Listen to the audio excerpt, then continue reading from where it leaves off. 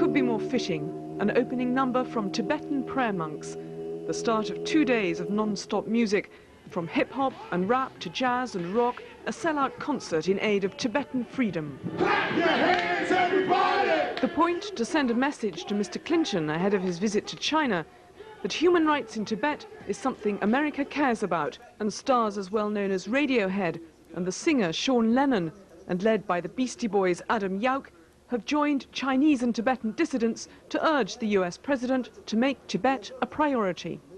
He needs to go in there and ask for negotiations between the Tibetan government and the Chinese government, and that if he comes back having achieved anything less than that, then his visit has been a failure. Tibet is cool, and if President Clinton can make progress on Tibetan issues while he's in China, he'll win points with parts of American society that don't normally seem too interested in politics. So not surprisingly, it's Tibet that seems to be at the top of his human rights agenda. Washington recognizes that Tibet is part of China, so won't push Tibetan independence. Instead, President Clinton is being urged to press Beijing to resume a dialogue with the exiled leader, the Dalai Lama. I mean, I've been trying since 1991 to get such a meeting scheduled, and the Chinese leadership has resisted it.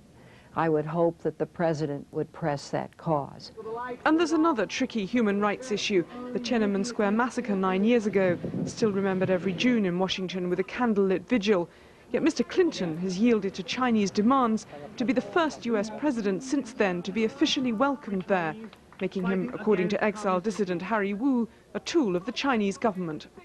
Chinese leader want the president, American president, stand with them in this area to deliver a message. It's a historical and symbolic message, significant message to Chinese and to the people, say, Tiananmen massacre is over.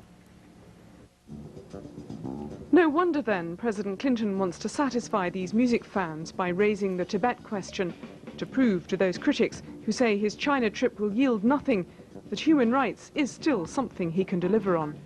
Bridget Kendall, BBC News, Washington.